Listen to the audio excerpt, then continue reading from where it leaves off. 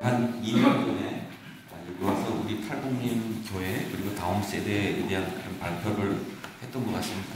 오늘은 우리 북한 땅에 뿌려진 교회 시야 그리고 지하교회라는 제목으로 이렇게 좀 나누도록 하겠습니다. 사실은 저희 고향이 황해남도 신원군이라고 해요. 그러면 황해남도 신원군 위치가 재령하고 인접해 있고, 그리고 그 재령, 신천, 운천 이 일대가 우리 기독교 역사에서 아주 많이 부흥됐던 지역입니다. 우리 김익두 목사님이 여기 활동하셨던 곳이고, 그리고 제가 지금 황해노에 소속이거든요. 우리 합동교단의 황해노에 소속인데, 우리 그 합동교단의 거의 뿌리가 대부분이 다 황해도 지역이 많아요. 그러다 보니까 지금 예, 조금 가까이 해야 되나요? 예. 이렇게 해야 되나요? 제 귀에 또 오시는 것 같아요. 그래서 우리 황해도에 범로 목사님이신 그 목사님이 계시는데 지금도 93세입니다. 근데 그분의 그 이야기를 아직도 말씀 들어보면 황해도 말씀 그대로 써요. 그러니까 결국은 우리 그 교단의 뿌리가 뭐 평양이나 저 황해도 지역이 사실은 두고 있는 거죠, 뿌리를. 그래서 그렇게 부흥했던 땅이었는데 제가 거기서 살았고 거기서 뭐 10살까지 성장했고 우리 외갓집이 거기에 있었음에도 불구하고 거기서 자랄 때 여기에 뭐 교회가 있었다라고 하는 소리를 한 번도 들어본 적이 없어요. 근데 그만큼 북한에서 제가 76년도에 태어났는데 50년대부터 시작해서 거의 70년대 초반까지 그 기독교를 말살시킨 거죠. 그 지역에서. 그리고 그쪽에서 원래 예수 믿던 사람들은 대부분 다 추방해서 북쪽으로, 오늘 그 사모님처럼 그 가족처럼 다 북쪽으로 이주를 시켰습니다. 그리고 저의 그 외할아버지가 우리 쉽게 말하면 빨갱이라고 해야겠죠. 그 전쟁 때 뭐 남쪽까지 내려왔다가 그쪽에서 검찰서 소장까지 하다가 은퇴하신 분이니까. 근데 그분의 여동생이 우리는 고모 할머니잖아요. 그분이 그 예수쟁이였다 이렇게 이야기를 해요. 그래서 우리 누님이 먼 길을 떠날 때 항상 그 고모 할머니, 우리는 어렸으니까 아마 우리에게 그런 건 말씀 안 하신 것 같아요. 데리고 들어가서 방에 들어가서 기도해주고 이렇게 보냈다 이렇게 이야기를 합니다. 그래서 우리는 그때 뭘 생각했냐면 미신 할머니인가 보다. 북한에도 사주팔자를 이렇게 보는 분들이 있으니까 그런 분들이 있었는데, 제가 남한에 와서 그 중국에서 예수 믿고 활동하면서 저희 아버지가 그때 이야기해 주시더라고요. 그 고모 할머니가 원래 예수쟁이였다. 그런데 하도 그 오빠가 힘이 있다 보니까 추방 안 되고 그 재령의 촌에서 이렇게 살 수가 있었다 이렇게 이야기를 해요. 그러니까 뿌리는 있는데 사실은 북한 땅에서 기독교의 어떤 그 대물림 그리고 확장, 이것은 너무 어려운 거예요. 사실 오늘 제가 그 이야기하고자 하는 것이 뭐냐면 우리 유엔에 그 종교의 자유라고 하는 그런 구절이 있어요. 종교의 자유. 근데 제가 중국에서 책을 읽을 때 그런 내용이 있었습니다. 1944년도 8월 달에 유엔을 만들자. 지금까지 유엔이었기 때문에 자꾸 이렇게 전쟁이 일어나니까 이번에는 유엔을 만들자 해서 유엔 헌장을 미리 준비한 것이 우리 서방이었어요. 그 소련은 기독교 박해를 엄청 했던 국가임에도 불구하고 그 종교의 자유를 받아들일 수밖에 없었던 이유가 그때 당시 소련이 자기 스스로 뭔가 의견을 제기할 형편이 아니었습니다. 미국이나 영국이 돕지 않으면 뭐 전쟁 한창 그 독일로부터 공격을 받을 때니까 그래서 승인했다라고 이야기를 하더라고요. 그러니까 공산주의는 원래 종교를 받아들이면 안 되는 그 구조입니다. 구조 자체가. 왜냐하면 그 마르크스가 했던 이야기가 있어요. 종교는 악형이다 그랬죠. 종교는 아편이다. 이 말을 그때 당시에는 워낙 그때 당시 마르크스가 말했을 때 당시에 종교는 기독교죠. 기독교, 천주교 그 시대니까. 근데 왜 아편이다라고 이야기를 했냐면 사람들이 어려운 환경 가운데서 살면은 그게 아파야 되는데 억압당하면 아파야 되잖아요. 고통스럽고. 그러면 아파야 되는데 종교를 만남으로 인해서 그 아픔을 마취시킨다는 거예요. 좋아지겠지. 또 그리고 가난을 바라보면서 언젠가는 그 문제가 해결되겠지라고 생각을 했다는 거예요. 그래서 끊임없이 인민의 어떤 그 혁명의식을 마비시키는 아편 역할을 했다. 종교가 그 역할을 했다. 그리고 두 번째는 북한 공산주의가 원래 그 아픈 자들이 고통을 알게 하고 그 힘을 모아서 혁명을 일으키는 개국투쟁이라고 합니다. 부르주아를 물리치고 그들에게서 재산을 빼앗아서 함께 나누자라고 하는 것이 공산주의예요. 그러면 그 사람들은 자신들의 운명에 대한 그 고통과 있는 자들에게 억압당하는 것에 대한 증오심이 있어야 되는데 그것을 종교를 통해서 원수도 사랑하라라고 하는 어떤 그런 종교 가운데서 그 마음을 없애준다는 거예요.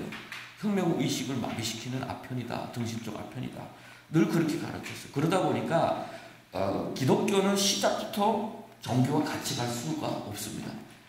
구조가 원래 그래요. 공산주의가 구조가 원래 그렇습니다. 그리고 레닌이 그랬죠. 레닌은 어떻게 보면 이 사람은 종교는 아편이다라고 말하면서 종교에 대해서 확실하게 공격하지는 않았습니다. 왜냐하면 그 당시 자기가 공격당할 것 같으니까. 레닌은 혁명을 일으키고 나서 확실하게 이 말에 대한 주의를 했어요. 종교는 다른 사람들을 위한 영원한 노동과 빈곤 및 고독에 짓눌린 인민 대중을 도처에서 억제하고 있는 정신적 압박의 한 형태다. 그래서 우리 북한에서 교육을 받을 때 이 말을 김일성이가 또 다시 반복하는 걸로 해서 김일성이 교시처럼 이야기하고 있어요. 인민 대중의 혁명 의식을 마비시키는 아편이다. 이 말은 또 누가 했냐면 중국의 마오쩌둥이 했어요. 그러니까 이렇게 공산주의가 자리 잡은 것마다 교회를 박해하지 않은 적이 없습니다. 그런데 중국과 북한은 특별히 더 했어요. 제가 루마니아도 다녀왔거든요. 루마니아도 교회를 많이 박해받은 어떤 그런 나라였는데 가보니까 그럼에도 불구하고 교회 예배는 드리게 했어요. 그리고 비밀 경찰이 늘 참가해서 목회자들의 어떤 조금만 국가에 대한 잘못된 이야기를 하는지 늘 감시를 했습니다. 그리고 전도를 못하게 했어요. 그렇지만 믿겠으면 믿으라. 믿는 자들 간부 등용 안 하고 요즘에 우리 중국에서 교회를 박해하는 것처럼 그렇게 박해를 했습니다. 그런데 이분들이 복음을 전할 때는 어떻게 전했냐면 제가 루마니아 교회에서 그분들의 이야기를 들어보니까 누구네 집에서 잔치한다면 거기 가서 축복해 주면서 그 친척들이 많이 모인 자리에서 바깥에 나가서 음식을 나누면서 그때 복음을 전했다고 하더라고요. 그런데 제가 거기서 그 소리를 들으면서 부러웠어요. 북한은 거기에 못지않게 부흥됐고 교회가 그렇게 많았다는데 북한은 확실하게 철저하게 그리고 중국도 마찬가지지만 박해를 한 거죠. 그리고 북한의 56년도에 나온 책입니다. 이 책은 결국은 무슨 책이냐면 북한에서 엄청나게 박해를 하고 있던 시대에 나온 책이에요. 왜 우리가 종교를 반대해야 되느냐라고 하는 그 근거를 이야기해 봅니다. 선교사의 탈을 쓴 제국주의 정탐배들의 간첩모략 행위는 일찍이 신미양력 때부터 정탐행위로 이름 없다라고 하는 거죠. 토마스라고 하는 사람, 그리고 선교사 언로드, 이런 사람들이 와가지고 학교를 세우고 병원을 세우고 이렇게 하면서 결국은 아주 이렇게 나쁜 일을 했다. 이것을 계속해서 가르칩니다. 그래서 결국은 조선을 미제의 식민지화하기 위해서 종교의 간판 밑에 모략적인 행동을 다 했다. 자, 북한은 종교를 종교로 보지 않는 거예요. 마르크스는 단순히 종교가 공산주의에 해를 주는 존재야라고 봤다면 북한이나 그 중국은 이것을 뭐라고 하면 적으로 본 거예요. 미제의 앞잡이다. 그리고 우리를 식민지하기 위한 그 침략자들의 어떤 간첩 행위다라고 본 거예요. 그러니까 그것을 종교 그 자체를 완전히 그 계급의 적으로 본 거죠. 결국은 이것은 북한 사회에서 도대체 교회가 어떤 상황에 처해질 수밖에 없는지를 알 수 있는 어떤 근거들입니다. 그러다 보니까 실질적으로 북한에서 정말 이렇게 내려오면서 신앙의 어떤 그 계승이 이루어지기는 너무 어려웠던 거예요. 정말 어떻게 보면 그 오늘 이은진 사모님 가정 같은 경우는 정말 훌륭한 가정이에요. 정말 믿음의 어떤 그 가정, 그 뿌리를 이어갔던 어떤 그런 가정들이에요. 그렇지만 대부분 가정들을 보면 어떤 경우가 있더냐면 저도 그 기독교 집안의 어떤 그 후손을 본 적이 있는데 이 사람은 그 사람과 이야기해도 그 사람이 진짜 자기가 자기의 마음이 무엇인지 자기 생각이 무엇인지 절대로 이야기하지 않는 사람이죠. 그리고 항상 남을 경계하는 사람이죠. 왜냐하면 옛날에 기독교인이었다라고 하는 그런 그 딱지가 붙으면 어떤 수많은 위협들이 오는데 어떤 위협이냐면 옛날에 어떤 누구네 아는 사람의 어떤 그 가족인데 저 사람도 옛날에 기독교인이었어 라고 하는데 저 사람이 보이부 간첩일 수도 있는 거예요. 그러니까 북한은 계급의 적이라고 해서 아주 적대 계층이 있어요. 그 아버지가 정치범수용소 그리고 예수 믿다가 집사 이상 직분 가진 사람 정치범수용소 끌려가고 그 자녀들은 항상 적대 계층으로 해서 그 사회에서 항상 고립된 사람들이 있어요. 부류들이. 그런 가족들은 3대까지 이렇게 보니까 그런데 이 사람이 국가로부터 외면당하고 있기 때문에 국가에 대해서 의견을 가진 사람은 그 사람한테 대해서 이야기를 하잖아요. 야, 나라가 이게 뭐야? 너희를 왜 이렇게 괴롭히는 거야? 라고 생각해 보세요. 근데 이 사람이 간첩이야. 이 사람이 간첩인 거예요. 이 박해받는 사람이 진짜 간첩이, 숨은 간첩인 거예요. 왜냐면 나는 공을 세워야 돼. 공을 세워서 빨리 인정을 받아야 돼. 그러다 보니까 이런 사람들은 절대로 누구에게 함부로 마음을 열지 않습니다. 가장 가까운 사람에게도 마음을 열지 않아요. 이게 습관화돼가지고 대한민국에 와서도 늘 숨기고 살고 진짜 마음속에 예수 믿는지 모르겠지만 교회에 와서 둘러보고 탈북민들이 너무 많아. 없어져 있어요. 어떻게 보면 얼마나 박해를 받았는지 그리고 그곳에서 생존했다는 것 자체가 얼마나 괴로웠을까라고 하는 거죠. 수많은 위협을 받고 그러니까 북한 사람들이 어떤 받았던 그거 있죠. 그 세뇌 엄청 무서워요. 우리 목사님 한 분이 그 북한에서 형을 데려왔습니다. 몰래 형을 데려왔는데 이제 한국어 오기 위해서 지금 아파트에서 공부를 하고 있어요. 기다리고 있어요. 이제 며칠이면 한국 간다. 라고 하는데 이 형네 가족, 이 목사님네 가정이 북한에서 불순 가정이에요. 아버지가 총살 맞은 수령을 욕했다는 걸로 해서 총살 맞은 가정이에요. 그리고 그 동생은 그것 때문에 반항하다가 뛰쳐나와서 대한민국에 와서 목사님이 됐고 형을 데려온 거죠. 근데 형은 아주 정직한 사람이에요. 근데 이 사람이 탈북해서 그 다른 탈북민들하고 같이 5층 아파트에 있다가 이제 한국으로 이동할 거야 라고 하는 그런 소리를 듣고 나서 아파트에서 뛰어내렸어요. 도망친다.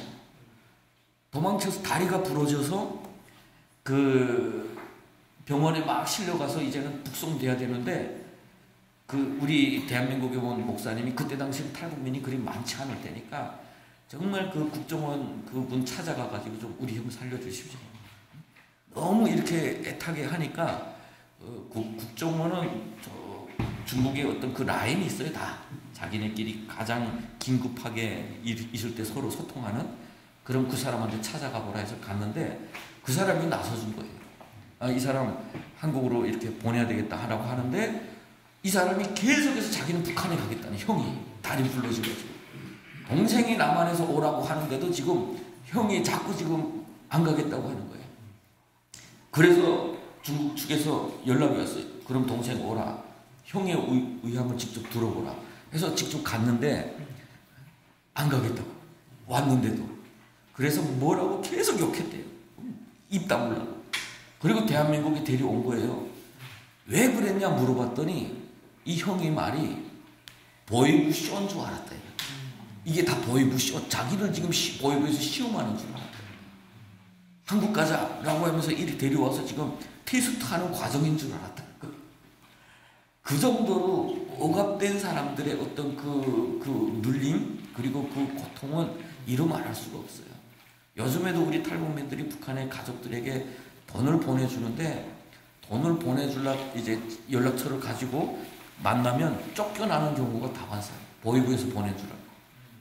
이게 서로가 의심하도록 만들고 완전히 또 박해할 때는 심각하게 했고 북한에서 그 박해할 때는 뭐 공개 처형 그리고 공개 재판 사상투쟁에 뭐 이런 과정을 하기 때문에 사람들이 그것에 대한 엄청난 공포심을 가지고 있어요. 그런 가운데서 과연 북한의 지하교회가 과연 어떻게 성장할 수 있었느냐라고 하는 부분이에요. 그래서 지하교회 없다라고 주장하는 사람들의 말도 일리가 있어요. 그걸 보면 야 이런 가운데서 어떻게 있지 이런 생각이 드는 거예요. 사실. 그리고 그들이 주장이죠. 가장 선진적이고 과학적인 막스레닌주의 사상과 그와는 반대로 가장 낙후하고 반동적인 종교 사상이 양립될 수 없으면 당연한 일이다 라고 했어요. 절대로 같이 갈 수 없어 얘네들하고 이렇게 생각을 하는 거죠. 그리고 그러면 종교를 청산하기 위한 방법은 과연 뭐냐 라고 이야기를 합니다. 과학지식, 습득, 종교사상과의 장구하고도 철저한 투쟁 이게 사상교육이에요 북한에서. 그리고 지식, 과학 지식이라는 게 그래서 그 김정일이가 한 이야기가 있죠. 사회주의는 과학이다. 사회주의는 과학이다. 이 이념은 과학의 영역에다 놓은 거예요. 그래서 사람들에게 이건 옳다. 이것은 분명히 이루어지는 거다라고 해서 교육을 하는 거죠. 그리고 사회주의 건설을 위한 실천적인 노동 투쟁에 적극 참가하는 것이 필요하다. 자, 이것이 조직생활이에요. 자, 사상교육, 조직생활 시작하는 겁니다. 그리고 노력투쟁이라고 하는 거 있어요.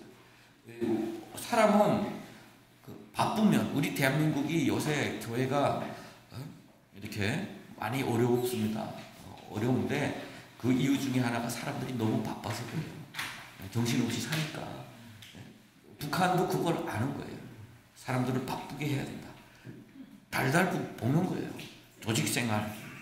아무것도 안 할 때도 조직생활 나오고 사람들은 그때 제가 북한에서 90년대 살 때 야 가만히 놔둬도 나한테 좀 가만히 놔둬도 산에 가서 나무 하던 땅을 파던 살되는데 왜 이렇게 들들 볶는 거야. 계속 끌어내다가 뭐 명절이면 명절이라고 데려다가 뭐 교육하죠. 뭐 각종 강연회 우리 교회와 비슷합니다. 월화 이게 화수토 이렇게 뭐예요? 화수토 화요일 학습회, 수요일 강연회, 토요일 생활총화 패턴 비슷해요. 그리고 우리 탈북민들이 대한민국 와서 교회 나오기 싫어하는 이유가 똑같아요. 북한하고. 오히려 이 교회는 북한 애들보다 더해 그래요. 왜냐하면 목사님이 성경책 끼고 집까지 찾아온대요. 북한은 찾아오진 않는데 집에 와서 회의까지 하자고는 말은 안 하는데 성경책 끼고 사람들 데리고 와가지고 찬송 불러주고 또 말씀하고 하니까 이건 질린다는 거예요. 그래서 저는 탈북민 교회에서 신방 안 갑니다. 오라면 가요. 그렇지만 원하지 않으면 안 갑니다. 우리 남한 성도들은 신방 안 하면 목사님이 관심 없다고 생각해요. 근데 우리 탈북민들은 신방 하겠다면 왜 이래? 또 이렇게 무슨 문제가 있어? 뭐 이렇게. 그래서 괴롭히는 거죠. 노력투쟁 적극적으로. 그리고 각성을 높여서 침수되지 못하도록 해야 된다. 이것은 뭐예요? 이 보이브 역할이에요. 서로 폭로하고 처단해야 되니까 항상 감시하도록 하게 한다는 거예요. 자, 그리고 네 번째가 아주 중요해요. 양심적이고 우리 당을 따르는 그리고 우리 사회주의 건설을 지지하는 종교인들을 꾸준히 계몽 교양하며 점차 사물에 대한 옳은 인식을 가지고 종교를 스스로 버리도록 방조해 줘야 된다. 자, 조심해야 됩니다. 북한에 우리가 가잖아요.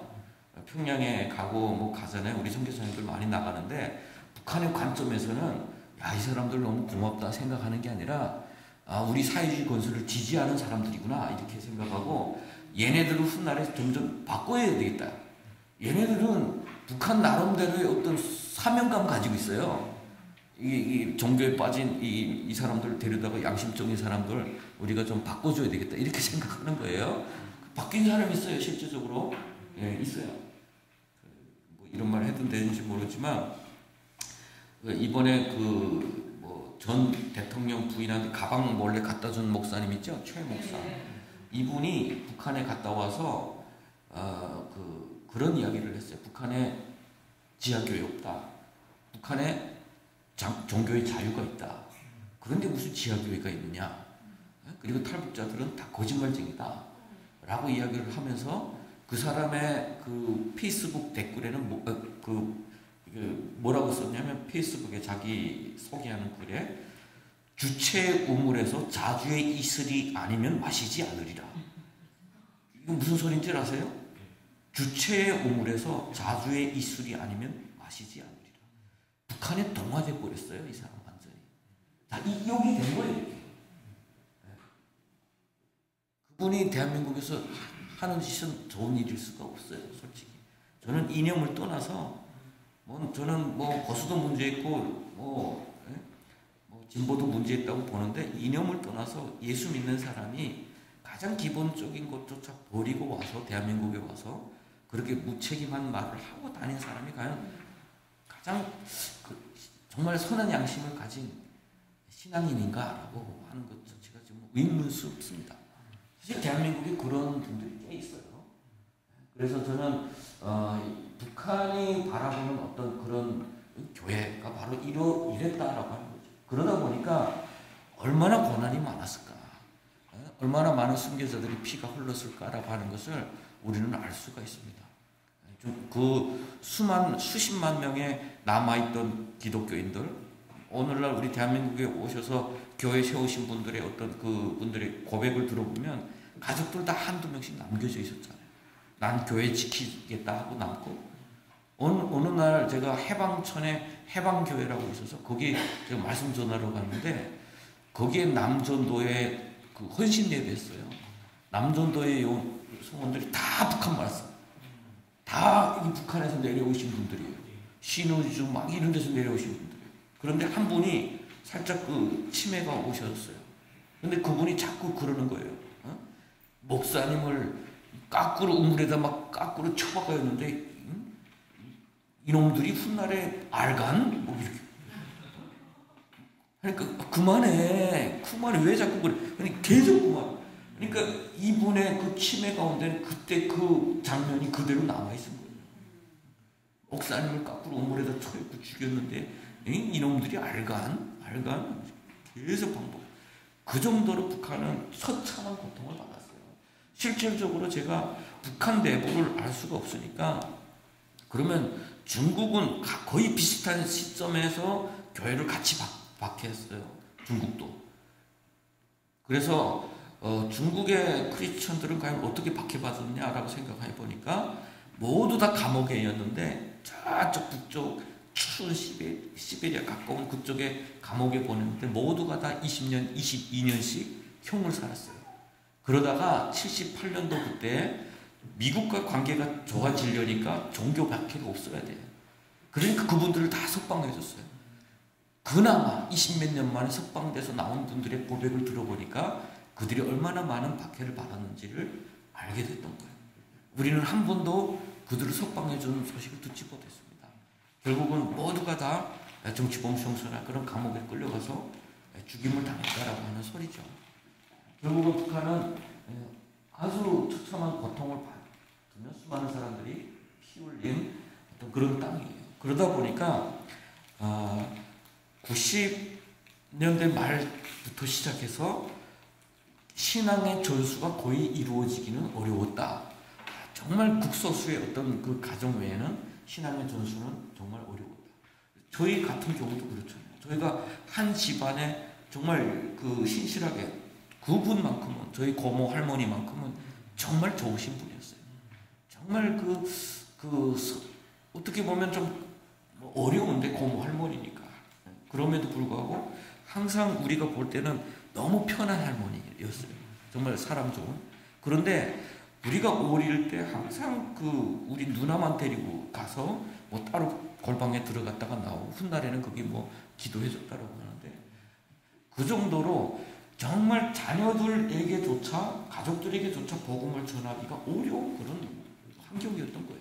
왜냐하면 이것도 또 하나의 문제예요. 북한의 의무교육이나 무상교육을 남한보다 더 빨리 했다라고 해가지고 이제 북한 추종하는 분들이 아주 남한은 이렇게 교육에 신경도 안 썼는데 북한 교육에 신경 썼다 이렇게 뭐 북한은 이렇게 칭찬하는 분들이 있는데 교육을 왜 한 줄 아세요? 쇠뇌시키기 위해서일 거예요. 쇠뇌시키려는데 그를 모르니까 안 되니까 무상으로 시켜서 이 사람들을 각성을 시키기 위해서 빨리 시킨 거예요. 이 사람들의 어떤 정치적 목적 때문에 그랬던 거예요. 그러면서 어린 타가소, 일하는 사람들이 타가소, 유치원, 어쨌든 그 구조가 잘 돼 있어요. 다 무료예요. 그러니까 다 맡기잖아요. 맡기면 여기서 무슨 교육이 진행되냐? 수령에 대한 교육이 진행되는 거예요.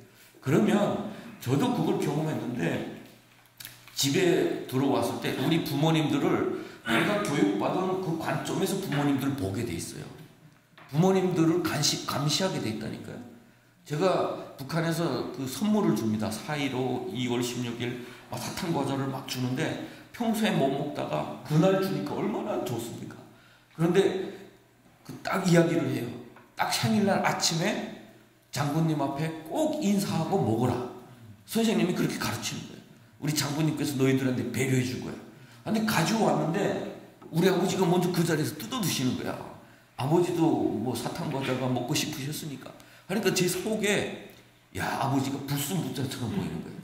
어떻게 감히 수령님에게 인사 안 하고 먹지? 그러니까 이게 자녀들조차도 우리 부모들로부터 교육을 받을 수 없도록 그들에게 쇠뇌를 시키는 거예요. 그렇기 때문에 신앙의 전수는 정말 어려웠다라고 이렇게 볼 수가 있는 거죠. 그리고 그들은 그러면 어떤 신학을 가지고 있을까라고 하는 부분에 대해서 뒤에 부분을 이야기할 텐데 이 사진은 90년도에 우리 탈북해서 정말 선교사님 만나서 찍은 사진입니다. 생존을 위해서 넘어온 사람들. 그때 당시 저는 세뇌당한 상태여서 탈북해서 정말 배고파서 죽을 고생에 수많은 사람들이 죽어가고 나라가 망해가는 그런 상황에서도 수령에 대해서 의심 못 해봤어요. 저는 이 사람이 나쁘구나 이런 생각 못 해봤어요. 그리고 배고프니까 살려고 탈북했을 뿐이에요. 그런데 탈북하고 나서 속은 것을 깨달았어요. 그때 제 삶의 가장 고통스러운 시간이었어요. 마르크스가 종교는 아편이라고 했는데 제가 그때 보니까 공산주의야말로 북한의 어떤 주체 사상이나 북한의 그 시스템이야말로 북한 주민들을 마취시켰구나라고 하는 거예요. 배고파도 배고픈 줄 모르고 외국에서부터 그 소식을 듣지 못하게 해도 그게 왜 듣지 못하게 하는지 한 번도 의심하지 못했고 그게 불법이면 불법이다 이렇게 생각한 거예요. 언론의 자유 무슨 자유 그런 거 한 번 들어본 적이 없으니까. 그러니까 북한 주민들이 외부에 대한 소식을 듣기가 너무 갈급해요. 갈급하다 보니까 저 남쪽에서는 밤 12시 넘어서 몰래 TV를 돌립니다. 이렇게 딱딱 채널을 돌리면 남한 방송이 나와요. 남한 방송. 그런데 그걸 이제 몰래 가져다 이렇게 듣다가 들키면 보이부 가서 처벌받습니다.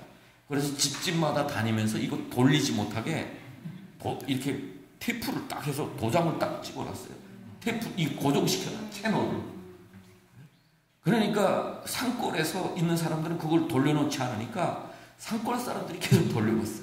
우리는 TV 있을 때 밤 12시 되면 들린다더라 해가지고 자지 않고 새벽 12시부터 2시까지 돌려봤어. 그리고 라디오 하나 생기게 되면 계속해서 돌려. 정말 그 외부에 대한 어떤 그 갈급함은 있는데 불법이라고 생각하니까 항상 가슴 조이면서 몰래 다 끄고 돌려보는 거예요. 안 나와도. 그러니까 이게 불법이라고 만들어 놨기 때문에 항상 거기서 옥눌려서 내가 죄를 짓고 있구나라고 생각 이렇게 하고 있다라고 하는 거예요. 인간의 기본적인 욕구와 그 감시와 통제 가운데서 이 사람들은 늘 그 억눌려 살게 되는 거예요. 그러다가 탈북했어요. 탈북하고 이렇게 음식물 쓰레기가 넘쳐나고 개, 돼지도 안 먹는 음식 찌꺼기가 없어서 그렇게 많은 사람들이 죽었다? 충격이에요. 그리고 우리처럼 조직생활 안 해도 중국은 뭐 그렇게 자유롭지 않은 나라입니다. 그럼에도 불구하고 우리에 비하면 너무 자유로운 거예요. 농사하던 사람이 농사하다가 시내 가서 알바할 사람은 또 시내 들어가면 돼요. 돈만 있으면 다 되더라고요. 이렇게. 그걸 보면서 이렇게 통제받지도 않고 이렇게 살아가는구나. 그러면서 그러면 우리는 뭐였지 생각을 하다가 한 3개월 되니까 깨달았어. 아, 내가 속았구나. 이렇게 깨닫는 순간 그때부터 비로소 엄청난 고통이 밀려오기 시작했어요. 그런데 그때 제가 선교사님들을 만나게 된 거예요. 한국교회에서 파송한 선교사님들을 만나서 예수를 만나면서 아, 그때 비로소 우리가 얼마나 억압되어 있었고 우리가 얼마나 그 기독교에 대해서 정말 잘못된 교육을 받았는지를 하나하나 깨닫게 됐는데 이렇게 보면 뭐 90년대 평범한 청년들처럼 보이지 않나요? 우리 남한의 청년들처럼. 왜냐면 이 옷이 다 남한의 옷이거든요. 우리 한국교회에서 보내준 옷이에요. 이렇게 큰 가방에다 막 우리 선교사님 올 때는 막 2개씩 3개씩 가지고 옵니다. 북한에서 우리 넘어올 때는 다 북한 옷 입고 넘어와요. 막 넘어와서 옷도 정말 없이 성경 통독반에 가는데 어떤 친구는 반바지에 슬리퍼 신고 간 친구도 있어요.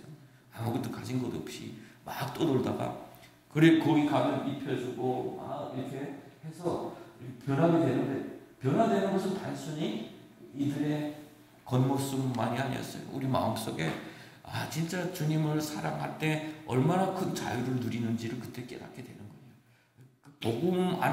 복음이 우리 가운데 역사할 때 우리 속에서 어떤 것이 해방이 되냐면 첫 번째는 우리 북한에서 심어줬던 어떤 세뇌교육, 그 거짓된 세뇌교육으로 바라보는 세계가 깨져요. 첫 번째가. 그리고 두 번째가 우리 북한 주민에게 심어주었던 공포가 있어요. 우리 북한 주민이 어떤 DNA처럼 우리 가운데 깊이 심어준 것이 있어요. 그것은 북한 정권에 대한 공포심이에요. 그 공포가 어느 정도냐면요.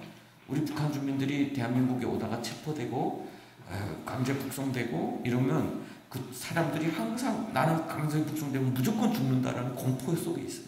그러다 보니까 항상 독약을 가지고 와서 북송될 때는 그 먹고 죽은 분들이 많고 기차에서 뛰어내려서 죽으신 분들도 많아요. 실질적으로 북한에 북송돼서 정치권이 아니고 정말 어떤 한국으로 올려도 했던 것이 아니고 예수 교회 다녔거나 뭐 선교사님 만난 이유가 아니면 살 기회가 있습니다. 그럼에도 불구하고 난 죽었구나 생각하고 독약 먹고 극단적 선택하거나 감옥에서 도망치거나 이런 일들이 많았어요. 우리 한 3년 전에 길림 감옥에서 한 탈북민이 그 높은 담장을 매달려서 도망친 사건이 한국 뉴스에도 다 떴어요. 근데 보니까 이제는 집가기 얼마 안 남은 친구예요. 감옥생활 여태까지 잘한 친구예요. 조용히 한 친구예요. 그런데 뛰고 중국에서도 왜 그랬지 이런 거예요. 그런데 이 사람이 가족들이 다 남한에 있는 거예요. 그러니까 자기가 북송되면 죽을까봐 이제는 점점 북한으로 끌려갈 날이 다가오니까 극단적 선택을 한 거죠.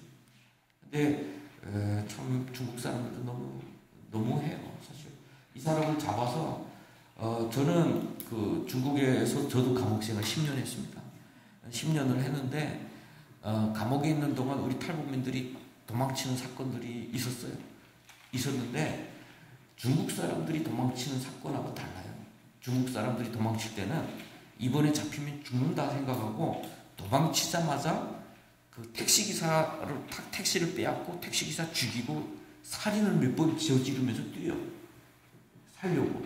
그런데 우리 탈북민들은 뛰쳐나가서 잡히기까지 한 번도 남에게 훔친 거나 빼앗거나 살해한 일이 없어. 자기만 살고 싶은 거야. 그냥 살고 싶어서 탈출하고 정말 북한에서 극강의 어떤 훈련을 받다 보니까 그 어물 속에 들어가서 숨고 막 이런 방법으로 생존을 하려고 하는 거예요. 그런데 이번에도 정말 40 며칠 만에 잡혔거든요. 중국 육사상 옥중 탈출해서 최고 기록을 했어요.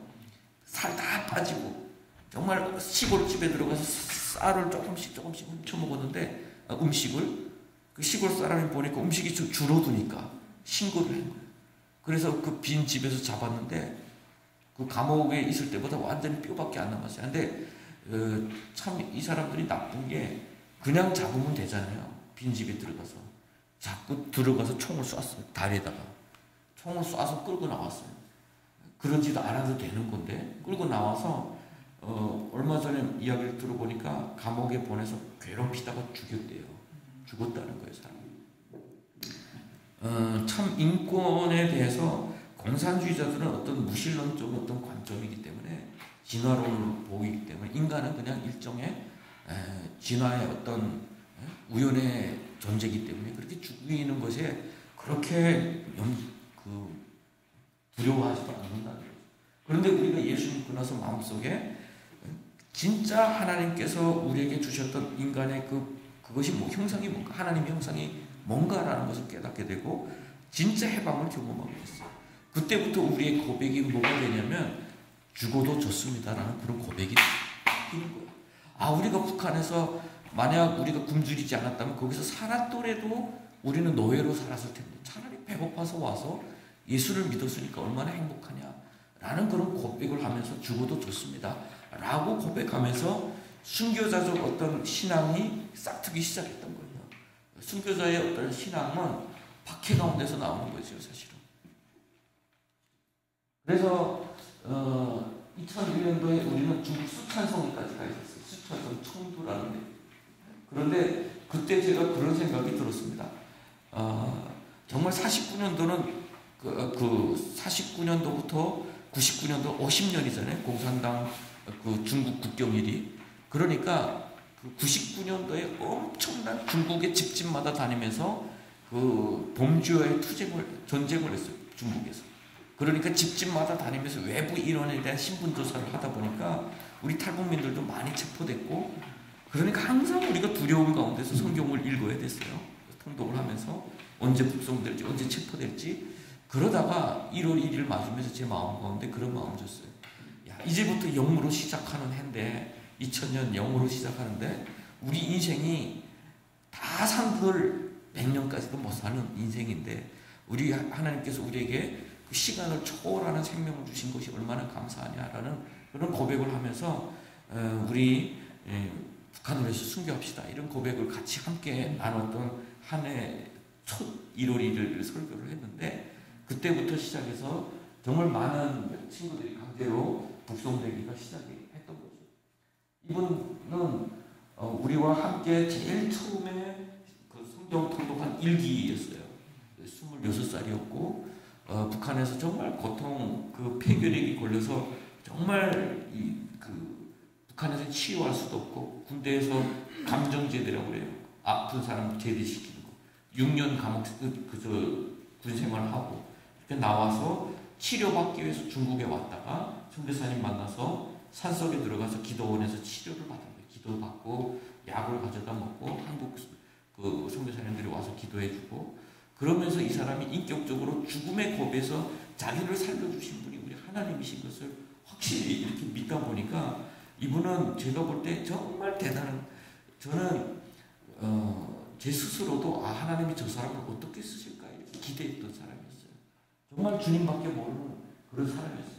꿈도 신학 앞으로 정말 북한이 열리면 신학을 해서 정말 많은 그 하나님의 일꾼들을 키우고 싶다는 어떤 고백을 했던 사람이었어요. 그런데 그 99년도 6월 달에 이분하고 같이 납치됐습니다. 북한의 친구에게. 과거에는 이 친구가 중국으로 보내주기까지 했던 친구였어요. 그런데 그 성경 공부한다 이 소리를 듣고 나서는 보이부를 데리고 들어온 거예요. 데리고 들어와서 그 우리 선교사님이 한국에서 들어오셨기 때문에 우리는 그 사이에 이것저것 촌에서 숨어서 복음 전하고 사역 준비를 하다가 만납시다 해가지고 그날에 다 오고 있는데 난 먼저 만나고 가라고 한 거예요. 그런데 그분 만나러 갔다가 행방불명이 됐어요. 납치를 된 거죠.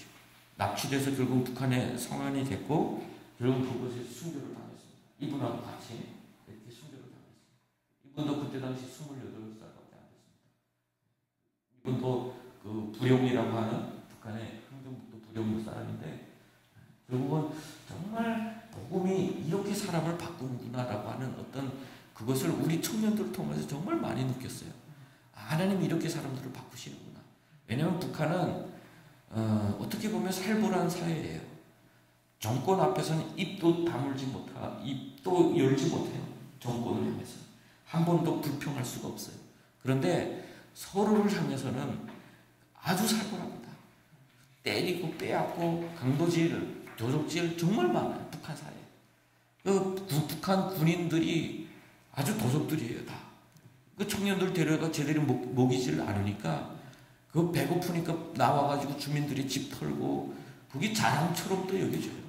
그러니까 사회주의는 결국은 그 남의 공동체 것을 누가 더 빨리 훔쳐먹는가가 똑똑한 놈이고 능력 있는 놈인 거예요. 그러니까 그렇게 뭐 어떻게 보면 그런 살벌한 가운데서 살다 보니까 그 제가 어릴 적에 이렇게 쭉 기억해 보면 남자들은 명절날만 되면 싸우는 걸로 알고 있었어요. 항상 여기저기 피자리 명절 지나서 가다 보면 길 옆에 막 울바작 부서져 있고 피 흘린 자리가 있고 그러니까 남자들은 항상 그 이렇게 누군가로부터 항상 자기를 지켜야 하고 빼앗아야 하고 또 때려야 하는 그런 살벌한 가운데서 살 수밖에 없어요. 그래서 북한에서 금방 넘어온 사람 딱 만나보면 눈길이 안 좋아요. 다 이렇게 경계하는 눈길, 특히 남자들. 그래서 제가 우리 선교사님 처음 만났는데 그 선교사님이 저를 아직도 예수를 믿지 않는데 금식을 강제로 시키시더라고요. 막 닷새를 하라고. 그래서 훗날에 제가 물어봤어요. 왜 아직 예수도 모르는 사람을 강제로 굶기셨습니까? 했더니 제 눈길이 너무 살벌하더래요. 처음 만났는데 눈길을 보니까 너무 살벌하더래요. 그래서 그 육을 죽인다고 금식을 시키셨다고 그러더라고요. 사역비도 부족했다 이렇게 하시는 거예요. 그런데 이분도 힘도 좋아요. 체력도 좋고. 그런데 예수 믿고 나서 정말 어떻게 이렇게 순한 양이 될 수 있을까? 정말 이렇게 일찍이 일어나서 다른 친구들 벗어놓은 양발 가져다가 세탁기나 있습니까? 큰 솔에다가 그 가루비누 넣고 이렇게 했다가 다 빨아주고 아침 일찍 정말 예수 믿고 나서 사람들이 내가 나를 지키기 위해서 강했던 그 가발을 다 벗어버리니까 너무 좋은 사람이 되는 거예요. 그래서 정말 하나님께서 이런 분들 귀하게 쓰시겠다. 정말 우리 탈북민 복음화를 위해서 북한 복음화를 위해서 귀하게 쓰시겠다 생각했는데 아직도 사역도 하기 전에 제일 먼저 북송이 된 거예요.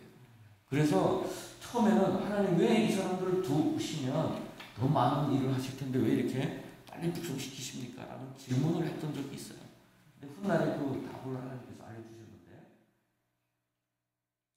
그리고 이분은 북한에서 지금 우리 우크라이나 전쟁에 끌려간 군인들처럼 이런 특수부대 경력이 있는 분이었어요. 그리고 그 아주 특수부대 중에서 기수 역할하는 사람들이 있어요. 뭐 적진을 향해서 돌격 먼저 외치는 그런 분들입니다. 그러다 보니까 설교할 때도 항상 이런 그 뜨거웠어요. 정말 마음속에 정말 뜨거움이 많았어요. 그러다 보니까 설교할 때도 그렇고 막 항상 우리 동족들 죽어가고 있는데 근데 이분하고 중국에서 만난 우리 탈북민 그 사역자분하고 같이 결혼을 하셨는데 두 분 다 똑같아요. 정말 그 동족을 향한 어떤 그 마음 가운데는 그 정말 이렇게 내려놓을 수 없는 아픔을 안고 사는 거예요. 두 분 다. 그 사모님은 탈북해서 저 장백 쪽으로 탈북해서 숨을 데가 없으니까 잘 받아줄 데가 없으니까 눈 속에서 오랫동안 이렇게 헤매다 보니까 동상 입어서 그 발가락이 엄지발가락 외에 다 잘렸어요. 다 동상 때문에. 그런 아픔을 가지고 있음에도 불구하고 나라와 민족을 위해서 정말 우리 제자들 탈북민들을 많이 키워낸 분입니다. 그런데 2001년도에 다 체포됐어요. 먼저 사모님이 체포됐고 그리고 이분이 체포됐어요. 한국 올 기회도 있었는데 거기 남아서 끊임없이 복음만 전했던 분들입니다. 그런데 북송돼서 두 분 다 보이부에서까지 예수 믿으라고 기도하라고 그러면서 우리 그 그래가지고 그때 같이 나온 사람 중에는 어떤 사람 그래요. 야, 그 사람 광신자더라. 이렇게. 광신자더라. 미친 사람이더라. 근데 사실은 미친 사람이라기보다 정말 주님을 뜨겁게 만난 사람. 그리고 이분 사모님은 그 원송으로 끌려가고 이분은 신우주로 끌려갔거든요. 근데 원송 끌려갔을 때 거기서도 자꾸 탈북민들에게 복음을 전하는데 한 자매가 중국 갔다 자꾸 잡히오니까 자기도 발도 못 붙이고 잡히니까 어떻게 하면 안 잡히느냐 물어봤대요. 그 사모님한테. 근데 그 사모님이 했던 말이 예수 만나면 된다. 그러니까 그 자매가 그러면 그 예수 전화번호 좀 달라고 그랬대요. 그래서 그 전화번호를 알려줬어요. 예수 전화번호라고. 알려줬는데 그게 그 교회 다닐 때 그 집사님 전화번호를 준 거예요. 그러니까 훗날에 이분이 탈북해가지고 제일 먼저 했던 전화가 예수님입니까? 이렇게 전화를 하더래요. 그래서 그분을 집사님이 데려가서 그분 순교한 소식도 듣게 됐고, 그리고 이분이 대한민국에 와서 지금 신학을 하고 있어요. 뭐 이 땅에서 열심히 살다가. 그래서 정말 어떻게 보면 그리고 이 두 분 사이에 딸이 있었는데 그때 당시 뭐 2살 이렇게 예스도라고 그 지금 어디로 입양됐는지 중국에서 찾지도 못합니다. 어떻게 보면 순교자들이 피 흘린 그 모든 과정은 우리 예수 믿는 사람들이 생각하기에 뭐 숭고함, 뭐 정말 하나님 앞에서 소중함, 뭐 그리고 앞으로 북한을 바꾸기 위한 어떤 뭐 이렇게 생각하지만 그 삶 자체는 정말 비참합니다. 북한에 끌려나가면 그 예수 믿는 사람들이 받는 그 조롱, 멸시, 그리고 그 박해, 우리 교회 형제가 얼마 전에 그런 고백을 하더라고요. 옛날에는 그런 이야기만 했어요. 자기가 끌려갔을 때 그 쇠고랑에 차여있는 그 보이부 구치장에 그 쇠고랑에 차여있는 그 예수 믿는 사람이 있었대요. 근데 이 사람은 밥을 조금 많이 줬대, 딴 사람들보다. 콩을 이렇게 삶아주는데 그 보이부에서. 왜냐면 너무 허약에 걸려있으니까. 근데 이 사람은 그 가끔씩 혼자서 찬양을 부르더래요. 자기도 중국에 와서 이렇게 떠돌아다닐 때 교회에 들어가 봐서 그 찬양을 아는데 그 찬양이 똑바로 보고 싶어요. 똑바로 보고 싶어요. 그러니까 똑바로 보고 싶어요를 불렀던 이유가 뭐겠어요? 정말 이 세상이 나를 이렇게 바라보고 있지만 하나님, 나는 주님 똑바로 보고 싶습니다. 이런 아마 순교자의 어떤 그 저주받는 것 같은 느낌 가운데서 그 영혼이 주님을 얼마나 갈망했는지 그런 마음이죠. 근데 보이부 안에서 야, 입 안 다물어? 그리고 저 새끼 때려 라고 하게 되면 거기 같이 있던 사람들이 가가지고 다 같이 때린대요. 밟는 거예요. 내가 안 때리고 있잖아요. 넌 왜 안 때려? 너 같은 놈이야? 또 이렇게 되니까 자기도 때린대요. 자기도 때렸다고 하면서 요즘에 얼마 전에 나한테 참 무겁게 그 이야기를 하더라고요. 자기도 그런, 나도 어쩔 수 없이 살려니까 그럴 수밖에 없었다. 그러니까 그 순교자들이 북한 땅에서 어쨌든 피 흘렸던 그 사람들의 고통이 얼마나 크다라고 하는 것은 우리가 어떻게 상상할 수가 없습니다. 사실 이렇게 가까운 곳에서 순교를 피를 흐르고 있고, 어떻게 보면 북한 땅에 그들의 고통과 눈물이 마르지 않는데 대한민국은 너무 다른 세상이죠. 너무 가까운 곳에 있는데, 제가 학부 다닐 때, 정신대학교 다닐 때 어떤 교수님이 샘물교회 사건을 이야기하면서 이런 이야기를 했어요. 지금 순교할 시대가 아니지 않느냐, 이런 이야기를 하는 거예요.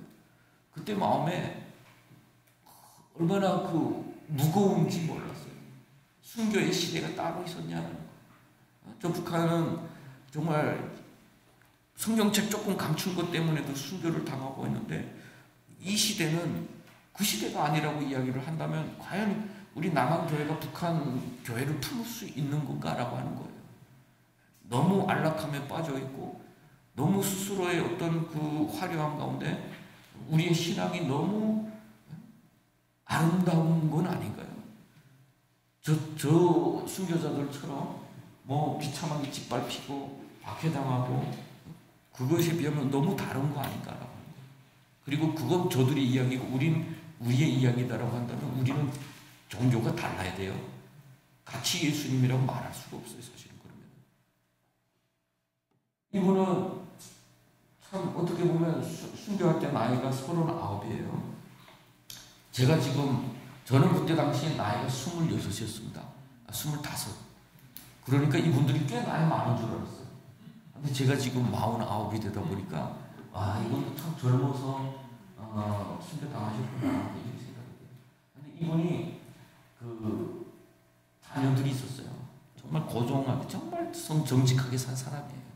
정직하게 살다가 배고프니까 가족들이 굶고 있으니까 그 밭에 나가서 농장 밭에 나가서 옥수수를 땄는데 그 옥수수를 지키는 사람들이 다 보통 그 동네 깡패들 망나니들한테 그 권리를 줬어요. 그러니까 잡았죠. 선한 사람 잡아가지고 집까지 끌고 들어와가지고 그 집에 아이들도 있고 아내도 있는데 그 앞에서 막 때린 거예요. 그러니까 엄청 그 자녀들 앞에서 하니까 얼마나 수치스럽겠어요. 그러니까 이 나라시 안 되겠다라고 생각하고 탈북을 한 거지, 가족들이. 그리고 깊은 산속 들어가서 잣을 따고 나물 캐고 이렇게 살고 있을 때 누군가 신고를 해서 그 아내와 아이들은 다 잡혀갔어요. 이분은 산에 가서 일하고 있을 때. 그러다 보니까 혼자서 도망쳐서 또 다른 곳에 숨어 있다가 저를 만나게 됐고 제가 데리고 가서 예수를 전한 거죠. 그래서 예수를 믿게 됐는데 그 북송된 자녀들에 대해서 늘 생각을 하고 기도 제목이었어요, 그것이. 그러다가 이분이 훈련 다 마치고 나서 그 파송돼서 연변 지역을 갔는데 복음 전하기 위해서 거기서 금방 또 탈출한 아들하고 딸을 만나게 된 거예요. 1년 동안 이 자녀들도 거기 나가서 구호소라고 불러요. 그러니까 그 아이들, 부모 잃은 아이들을 가두는 곳이거든요. 그런데 이 아이들이 얼마나 많이 죽었는지 거기서 제대로 먹이지 않으니까. 그리고 이 아이의 몸에 온몸에 그 엄이 걸려가지고 거기서 몰래 탈출해가지고 그래서 그 아이를 데리고 그 선교사님네 집 가서 그 유황 발라주고 약을 치료해주고 해서 다 낫게 하고 해서 이분은 늘 감사했어요. 야, 내가 북한에서 그렇게 정직하게 살아서 그랬는데 그 고통이 없었으면 내가 예수를 어떻게 믿겠냐 하면서 늘 이젠 죽어도 한이 없습니다. 죽어도 한이 없습니다. 그러다가 체포됐어요. 그런데 아들하고 딸은 선교사님의 집에 있어서 이쪽에서 체포됐을 때 그 사실을 먼저 알고 도망친 거예요. 도망쳐서 그때 당시 어디 있었냐면 중국의 시안이라는 곳에 있어요. 그곳에서 연변 쪽으로 내려오고 이분이랑 그 같이 체포된 팀은 중국 공안에 체포돼서 북송되기 위해서 연변 쪽으로 이동하고 해서 장춘에서 기차를 갈아타는 시간에 옆 홈에서 아버지를 본 거예요. 묶인 아버지. 화장실 자기가 갔다가 나오는데 몇 명씩 화장실에 지금 그 공안들이 데리고 가더래요. 근데 아빠의 모습에 딱 끌고 오는데 앞에서 봤는데 이 아이가 그때 10살, 11살이었던 아이인데 지금 우리 아들이 11살이에요. 대한민국에서 낳은 아들이. 만약에 이런 철없는 아들이라면 내가 이렇게 됐다면 깜짝 놀라고 막 울고 아빠 찾고 난리가 아니었을 거예요. 이게 정상적인 아이죠. 그런데 이 아이는 북송이 뭔지를 알잖아. 자기가 체포돼서 북송됐으니까. 아빠를 보면서 아무 말 못해요. 아빠도 자기 눈으로 자기를 보면서 이야기를 하는데 그 의도가 그렇게 마음속에 울리더래요. 이 말은 안 하고 이렇게 보고 있는데 너 여기 있지 말고 빨리 여기 피해야 돼 라고 하는 그 신호가 마음속에 그렇게 울리더래요. 그래서 아무 말 못하고 아빠가 저기로 끌려가는 거예요. 얘는 이렇게 피해서 살아왔어요. 대한민국에 왔습니다. 왔는데 성장하면서 얘한테는 이게 트라우마예요. 아빠가 끌려나가는 그 마지막 모습이 얘한테는 그 치유되지 않는 아픔인 거죠. 내가 그 아빠가 끌려갈 때 아무것도 못했다. 그리고 하나님은 왜 우리 아빠를 저렇게 데려가셨냐? 라고 하는 것 때문에 교회 갔다가는 뛰쳐나오고 교회 갔다가는 뛰쳐나오고 항상 그 정착을 제대로 못했어요. 그런데 어느 날 하나님이 자고 있는데 아빠의 모습을 보여주는데 자기가 기억 속에 있는 아빠는 억눌린 아빠, 족쇄에 묶인 아빠였는데 하나님이 보여주신 아빠는 그렇게 평안하고 그렇게 그 눈부신 옷을 입고 자기를 향해서 웃으면서 나는 너무 잘했다고 이렇게 하는데 하나님께서 그 밤새 이 아이를 치유하신 거예요. 밤새 눈물을 다 줬고 베개 다 줬고 그때부터 때려치우고 자기 하던 모든 그 일 뭐 이런 거 다 때려치우고 그냥 교회 뛰어가서 신학을 해가지고 지금 목사님이 됐습니다. 목사님이 돼서 지금 어디에 있냐면요 안성 하나원 담당 목사님이 됐어요. 대한민국의 1호예요. 탈북민 목사님이 하나원에서 탈북민들 오는 그분들한테 복음을 전하는 1호 목사님이 됐어요. 그래서 제가 마음속에 항상 저는 얘가 좀 방황할 때도 하나님이 치시시어라도 데려올 거야. 늘 이런 그게 있었어요. 자신감. 왜냐면 하나님이 절대로 그 아빠의 피를 절대로 그냥 흘리기는 안 하실 거야. 결국은 이 아이의 백은 결국 하나님이시다라는 그런 생각이 있었어요. 근데 정말 인도에 가시는 걸 보니까 역시 하나님이시다라는 생각이 듭니다. 세례를 받는 사진입니다. 이분은 그때 당시 총신대학교 총장님이셨어요. 김의환 총장님인데 제가 감사하는 것이 있습니다. 우리가 탈북했을 때가 97년도예요. 그런데 대한민국의 그 시대는 IMF입니다.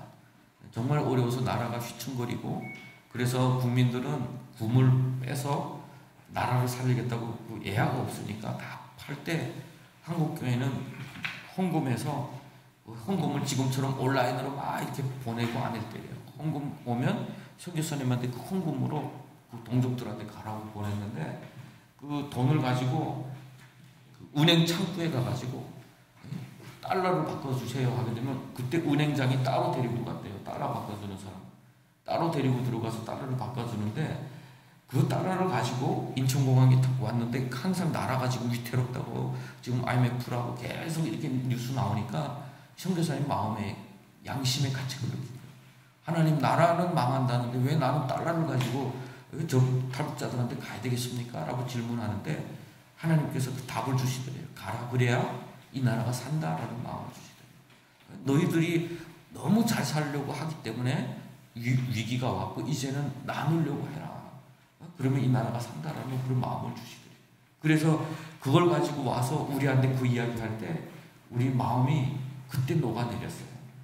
북한에서 체류 당하고 기독교인은 항상 우리의 어떤 등쳐먹는 사람이고 선교사들은 우리 영혼을 뺏어가는 사람이고 이런 교육을 받다 보니까 항상 이 사람은 우리를 뭘 이용하려고 하느냐 이렇게 생각을 할 수가 있어요. 그래서 우리 탈북민들이 교회에 오세요 하면 이용하려는 줄 알고 있어요. 우리도 다 그런 생각을 했거든요. 근데 그때 그 이야기를 들으면서 아니구나. 이분들이 진짜 하나님의 그 사랑을 우리한테 전해주는 거고 있구나라고 하는 것을 믿게 된 거예요. 성경책은 하나님의 말씀이지만 인간이 받아들이기, 특히 죄에 오염된 인간이 받아들이기에는 너무 읽혀지지 않는 책이에요. 하늘의 언어니까. 그래서 우리 태용호 국회의원 있잖아요. 전 국회의원. 그분이 또 북한에서 엘리트예요. 영어도 잘하고 하는데 그분이 고백이 있어요. 자기가 교회마다 가서 강의를 하고 올 때마다 목사님들이 성경책을 선물로 줘서 자기 집에 성경책이 이만큼 있대요. 그런데 이해가 안 된대요. 이해가. 그래서 그 어린이 성경, 만화 성경을 가져다 읽으니까 조금 이해된대요. 이렇게 세상에 그 사람이 성경을 받아들이는데 그만큼 어렵다는 소리죠. 근데 우리가 그때 성경을 지금 생각해보면 그랬어요. 선교사님의 삶에 번역된 성경을 우리가 제일 먼저 읽은 것 같아요. 하나님이 이렇게 하시는구나 라고 하는 것. 그리고 한국교회의 그 헌신을 통해서 우리가 마음의 문을 열게 되고 그때부터 정말 성경이 읽혀지기 시작하고 믿어지기 시작했던 것 같아요. 그래서 정말 저는 오늘날 우리 34,000명 그리고 200개의 우리 탈북민 교회 그 70개 탈북민 교회 200명의 우리 탈북민 목회자 신학생들이 그때 한국교회가 눈물로 뿌린 씨앗들입니다. 북한의 교회를 위한 어떤 그 씨앗은 결코 북한 땅에만 떨어지지 않아요. 지금 남한 땅에도 떨어져서 지금 싹트고 자라고 있는 거죠. 탈북민 교회들이. 요즘에 또 이런 소리 좀 민감한 소리긴 하지만 지금 언론에 탈북민 구출에 관한 문제를 아주 다루고 있어요. 한겨레 21에서 어떤 문제를 다루냐면 제가 잘 아는 목사님이에요. 슈퍼맨 목사님이라고. 저는 개인적으로 그분은 잘 압니다. 20여 년 전부터 제가 탈북 구출 활동을 시작할 때부터 이분이 나서서 현장에서 일하는 모습을 봤거든요. 그래서 이분 대단하다는 것을 알고 있어요.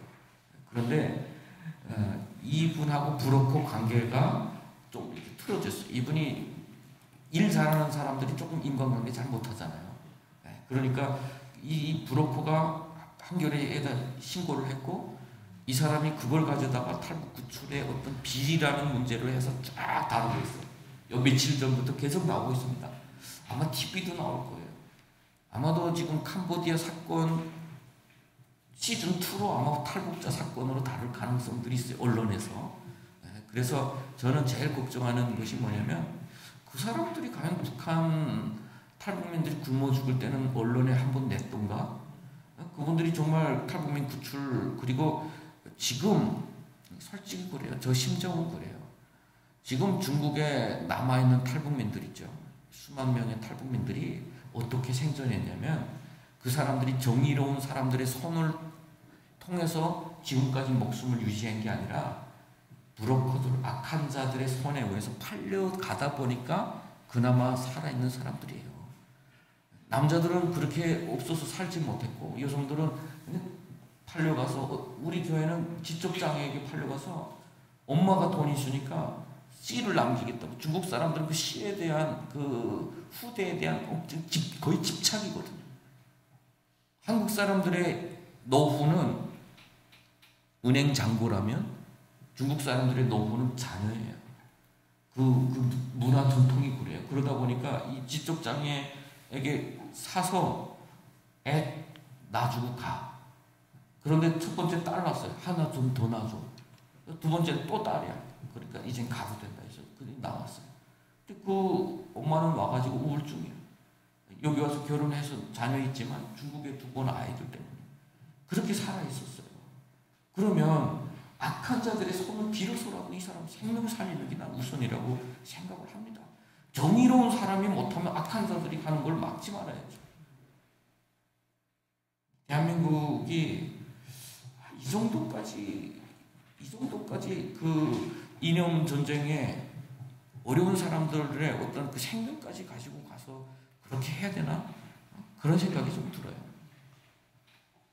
그래서 교회만 희망입니다. 교회 정말 세상은, 그리고 이분은 저하고 감옥까지 같이 갔던 분이에요. 이 감옥 생활 2년 하고 저는 12년 받고 이분은 4년 받았어요. 저는 10년 살고 나오고 저분은 9개월, 형기가 아직 9개월 남았을 때, 그때가 중국의 2008년 올림픽이 가까이 가다 보니까 중국 당국에서 올림픽 직전에 북송시키면 자기들 인권 공격 그때 당시 많이 받고 있었거든요. 탈북민 강제 북송. 그러니까 그것 때문에 비밀리로 북송시켰어요. 9개월이 남았는데. 그래서 저는 정말 이분만큼 하나님 살려주십시오. 정말 기도 많이 했어요. 차라리 나를 데려가시고 이분을 살려주십시오. 왜냐하면 저는 체포되기 2달 전에 우리 가족들 하나님께서 다 인도하셔서 대한민국 다 왔어요. 저는 북송되면 나 혼자 죽으면 돼요. 그런데 이분은 아들하고 딸이 있습니다.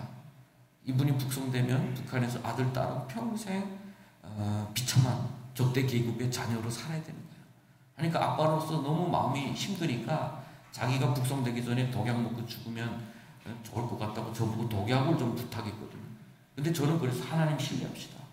하나님 신뢰합시다. 그리고 내가 내 생명을 걸고 기도할 테니까 이 선생 힘내세요. 이렇게 이야기했어요. 근데 그것도 9개월이나 앞당겨서 북송시켜버렸어요. 그리고 결국은 잘못됐습니다. 그러니까 제가 감옥에서 하나님 어디 계시냐고 정말 힘들었던 그런 시간을 보냈던 분이에요. 결국은 모든 순교는 다 자원에서 가는 순교는 없어요. 그렇지 않나요? 뭐 초대교회도 그렇고 중세도 그렇고 양후스나 다 마찬가지예요. 순교자들 다 그런 갈등이 있었죠. 생명에 대한 갈등. 양후스 같은 사람도 예수 믿고 나서 사제가 돼서 조금 시골에서 좀 잘 살아보려고 사제가 됐는데 성경이 읽다 보니까 아니네. 이 사람들이 뭔가 잘못됐네라고 해서 아니라고 했던 것 때문에 사실은 끌려서 갔는데 누군가가 약속을 했었대요. 당신 일단은 가서 재판 받으세요. 내가 뒤에서 좀 힘써 볼게요. 그리고 끌려갔는데 결국은 거기서 순교를 당하고 부활하지 못하게 불 다 살려서 그 독일의 그 강에다 다 흩어놨다고 그러더라고요. 사실 그런 순교자들의 피가 결국은 또 다시 유럽을 개혁 시대로 왔죠. 이분의 생명이 그랬어요. 너무 아팠어요. 저는. 물론 모든 분들이 끌려나갈 때마다 저는 너무 힘들었고 그것 때문에 저는 트라우마가 있어가지고 그 대한민국에 와서도요. 지금은 좀 많이 좋아졌어요. 제 그 아내하고 연애를 하는데 제 아내도 북한 사람입니다. 연애를 하는데 전화하는데 전화가 안 되잖아요. 2번 했는데 2번 안 받아. 제가 화가 돌아가요. 불길한 일이 있다고 먼저 생각하는 거예요. 그러니까 항상 우리 사역팀들이 워낙 많고 그분들을 제가 관리하는 일을 했기 때문에 연락이 안 된다. 그러면 잡혔구나. 이것부터 먼저 생각하다 보니까 그 트라우마가 정말 오래 갔어요. 이분은 정말 어떻게 보면 순교자들 중에서 가장 나이가 어려요. 이름도 김누가라고 지었는데 원래 이름 김철, 언성 사람이고 근데 이분이 보육에서 이렇게 조사를 받을 때 보육부 요원이 보니까 뭐 부모님들도 굶어 돌아가셨지 이 아이는 똑똑하지 그러니까 보육부 요원이 질문을 하다가 그럴 때 너 교회 가서 밥 준다고 그래서 갔다가 잡혔다고 말해. 그러면 내가 너 최소한 1년 안에 너가 나올 수 있도록 해줄게 했는데 결국 재판자리에 가서 이 나라 예수 믿어야 삽니다. 이 말 한마디 때문에 결국은 처형당한 거예요. 근데 이 사람을 살리고자 했던 그 보위부 요원은 여기서 무너져 버린 거예요. 그리고 그 북한으로 송환된 사람들 중에 한 사람이 너무 간절하게 저 구석에서 눈 감고 있는 걸 보고 제가 기독교인이구나 이렇게 생각했어요. 북한에 가서요. 그 북한의 반선전 그 반종교 그 교육을 하는 영상에 이런 영상이 있어요. 항상 경각심을 높여야 된다. 누군가가 밥 먹기 전에 눈을 감고 중얼거리거나 이러면 무조건 신고하라 이렇게 돼 있어요. 우리 북한 나가면 지하 활동할 때 눈 감고 기도하시면 안 돼요. 걸으면서 하세요. 그냥 하늘 보면서 하고 말하면서 하고 괜히 눈 감았다 무조건 신고돼요. 근데 그 중국에 와서 예수 조금 아는 사람이 너무 간절하니까 이렇게 된 거예요. 동작이 나도 모르게 나온 거예요. 근데 이거를 다른 사람을 몰랐는데 이 탈북자를 워낙 오래 다루다 보니까 안 보이고 요번에 딱 보고 은근히 뒤에서 도와줬어요. 도와줘서 풀려 나오게 도와준 거예요. 기적이 일어난 거죠. 그러니까 이 자매가 먹을 걸 싸가지고 이 집에 갔는데 첫 번째 물어보는 게 너 예수 믿지 물어보더래요. 그러니까 처음에는 자기 아니라고. 그런데 그 이야기를 해주더래요. 이 아이 이야기. 얼마 전에 이 아이가 이렇게 죽었다. 그런데 내가 너를 보니까 기도하는 모습 보고 내가 이렇게 살렸다니까 자기도 교회 나갔다고 이야기했대. 근데 이분은 어떤 분이었냐면 교회 나가서 좀 이렇게 봉사도 하다가 힘들면 안 나가고 교회 이렇게 날라리 신자였죠. 근데 이 보위부 요원이 진지하게 물어보더래요. 하나님이 왜 바로를 강팍케 하셨냐라고 물어보더래요. 이 질문은 아마 북한의 크리스천이라면 무조건 할 수 있는 질문이에요. 왜 아직까지 김정은이나 이 시대를 이렇게 강팍하게 두셨지? 이 뜻이 뭐야? 알고 싶은 거. 근데 이분은 그때 당시 바로가 누군지 몰랐답니다.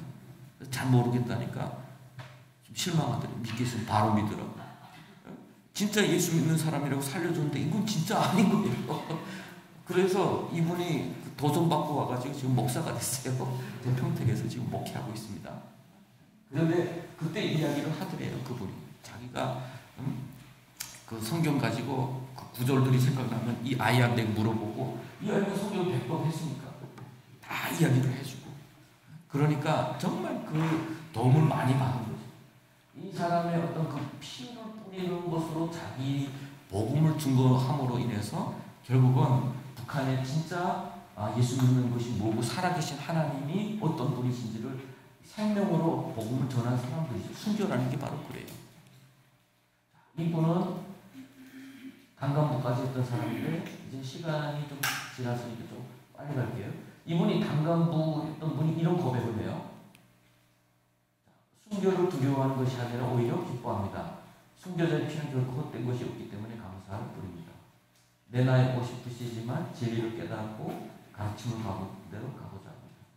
의인의 능력만 있으면 나를 구원할 수 있다 했으니 그 열명 중에 한 사람이 되기 열심할 것입니다.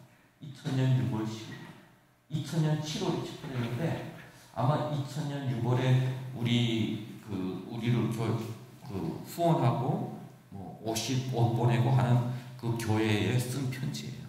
그래서 우리 선교사님이 그 편지를 다 모아뒀다가 지금 이 차역을 만들기 위해서 이렇게 지금 다 스캔을 떠난 건데, 제가 이분 편지를 읽다가 그러셨구나. 순교당 이렇게 체포됐을 때 이분은 북한 나가면 죽어요. 살 수 없습니다. 단간부였고 북한에 안건이 있어요. 김정일이 안 돼 이 말 한마디 때문에 거의 죽을 위기에서 탈출한 전적이 있기 때문에 이번에 나가면 못 삽니다.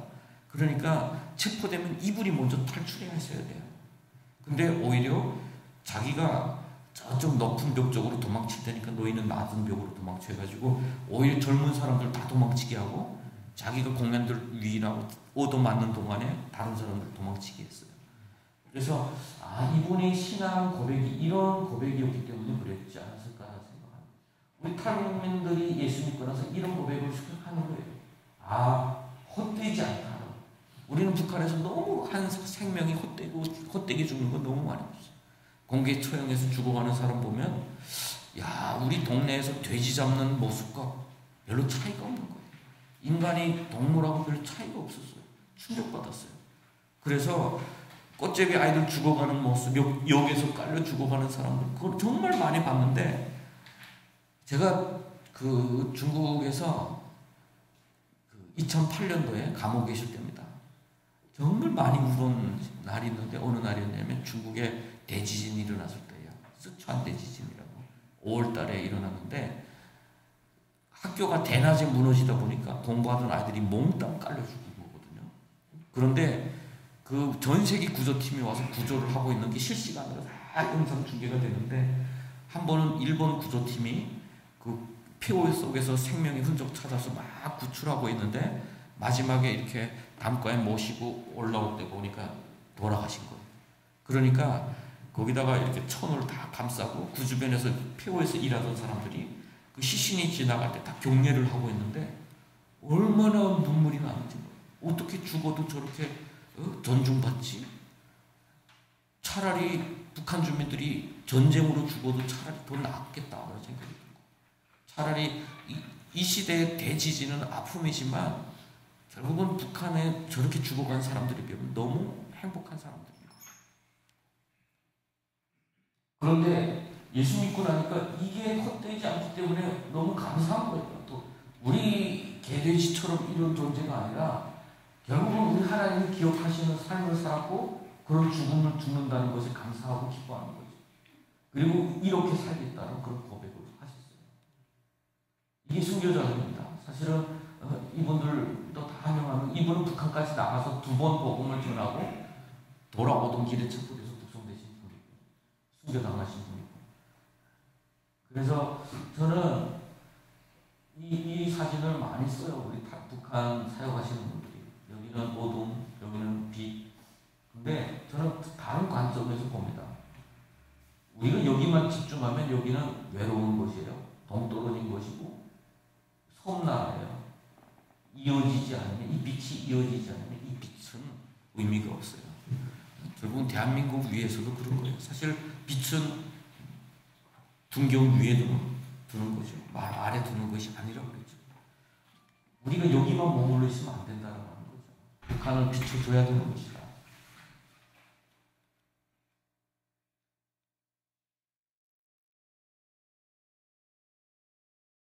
이런 고백이 있어요. 터툴리안의 고백이 이렇게 저주하고 이렇게 고문하고 멸하고 해도 아무것도 일어날 수 없다. 베어버리면 당할수록 우리의 수는 그만큼 더 늘어난다. 순교자의 피는 교회의 씨가 되기 때문이다. 결국 북한은 무너지지 않아요. 하나님의 일이 무너지지 않고 하나님의 일은 그 박해받고 피 흘리는 사람들 때문에 더 확장이 되고 더 순수해져요. 복음이 산 사람의 입을 통해서 증거될 때 그 순수함은 메신저만큼의 순수함이에요. 내가 타락했으면 복음도 타락해서 증거될 수밖에 없어요.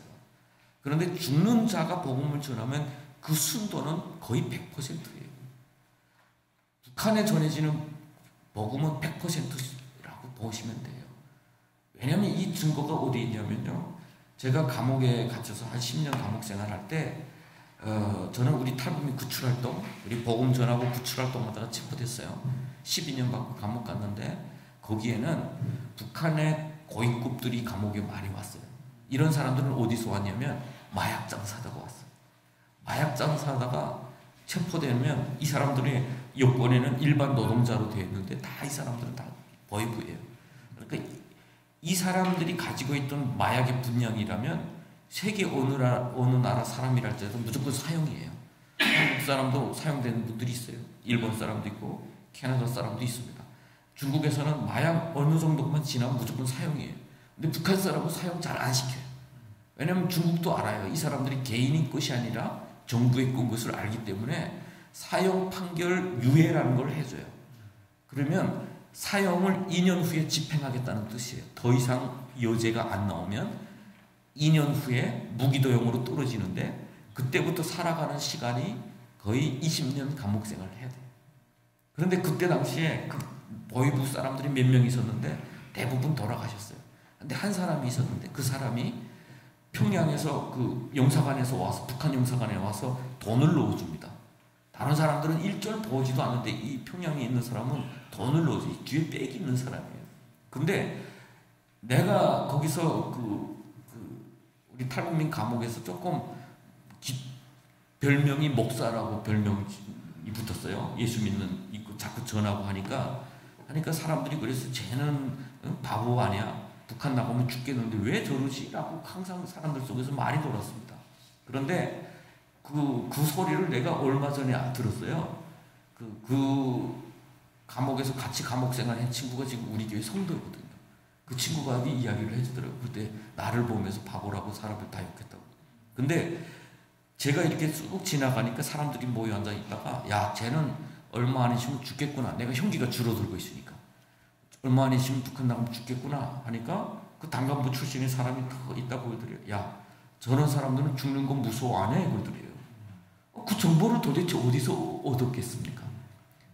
결국은 순교자의 그 죽음은 그것으로 묻혀지지 않아요.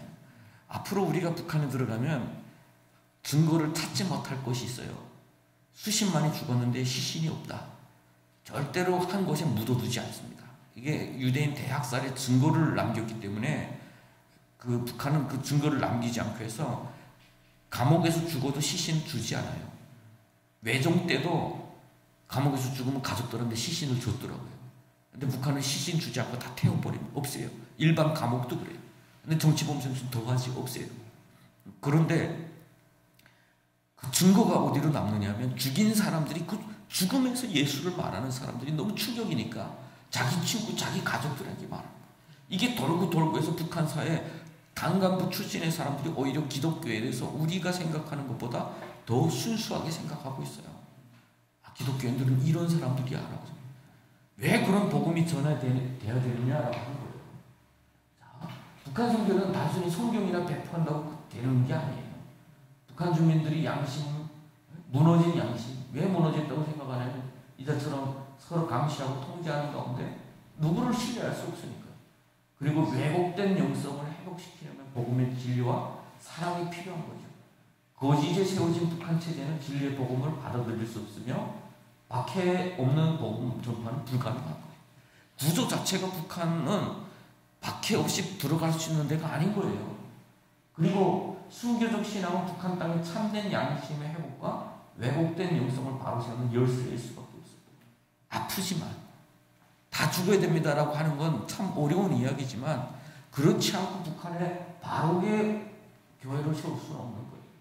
순교자의 마음은 죽음을 뛰어넘어 거짓 속에서도 진리를 증언하는 용기를 의미하기 때문에 자, 북한 주민들이 체질 속에 길들여진 거짓 충성, 도덕성 결핍을 벗어날 수 있는 진리는 생명을 드리는 검증을 통과해야만 그들에게 심겨진 견고한 진을 허물 수 있는 거죠.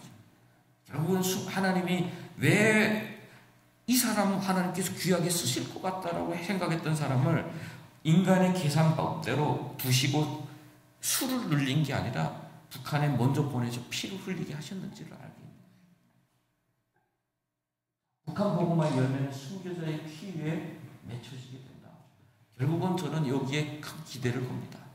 우리 대한민국 교회도 함께 살 수 있는 그 방법, 그 길, 그것은 바로 북한 사역이에요. 저는 유럽이나 미국에 다녀보면 정말 유럽 교회처럼 앞으로 저렇게 되면 어쩌지? 유럽도 사실은 그 개혁을 하느라고 얼마나 많은 사람들이 순교를 했어요. 정말 루터도 마지막 고백을 하면서 자기도 죽을 생각을 하고 고백을 하는 거잖아요. 그럼에도 불구하고 하나님께서 그렇게 세워진 신앙 위에 평안함, 그리고 의심, 그리고 자유주의라고 하는 그것이 같이 들어오면서 교회가 박해에 의해서가 아니라 우리 마음속에 어떤 그 위욕이라든가 그 죄성 때문에 교회가 쇠락해지고 망해간 거예요.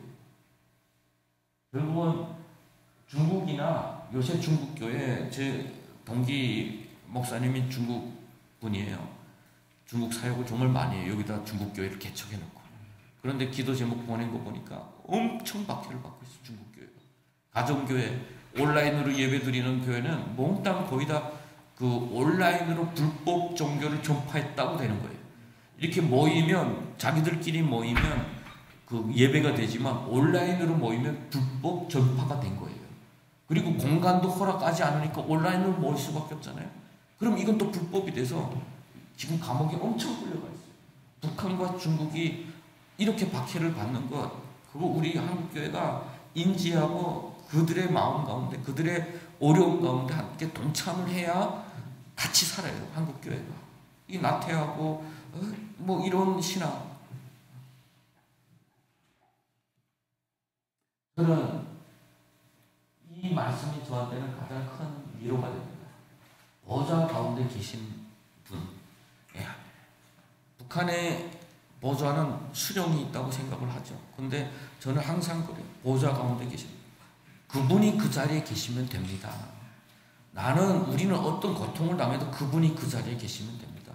왜냐하면 언젠가 우리의 눈물을 씻어주실 것이고 분명 우리의 죽음을 통해서 어떤 하나님의 큰 뜻을 이루실 것이기 때문에 나는 그분이 그 자리에만 계시면 됩니다. 라고 생각합니다.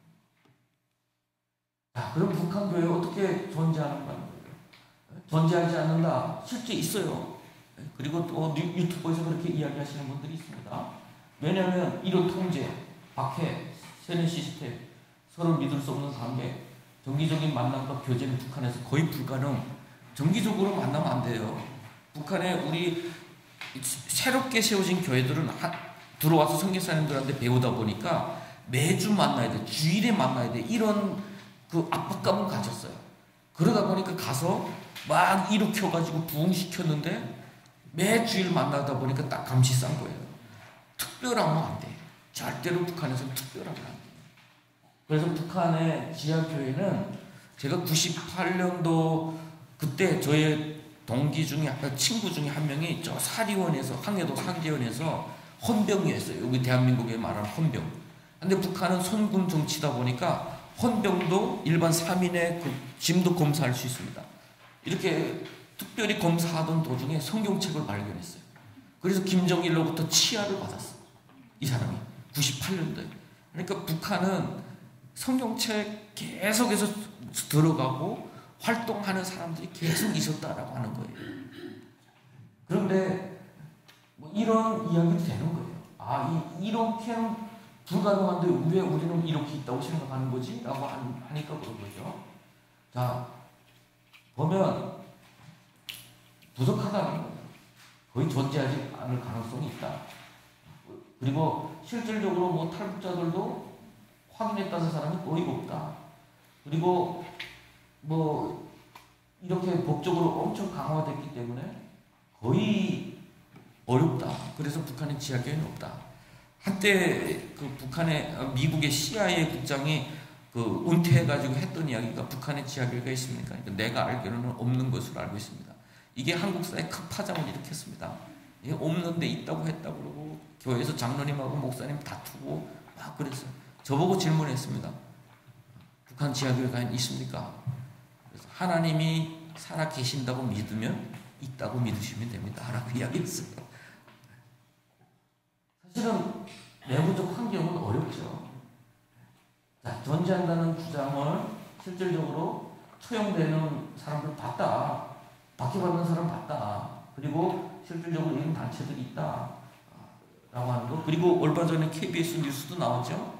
두 사람이 비밀내로 군인들한테 이제 종교활동 하려다가 체포됐다. 그러니까 실질적으로 북한의 사리원에서 반종교 교육의 영상이 막 나왔어요. 그리고 뉴스에도 북한에서 뉴스로 막 나왔어요. 이 정도면 북한의 활동이 멈추지 않고 있다는 증거예요.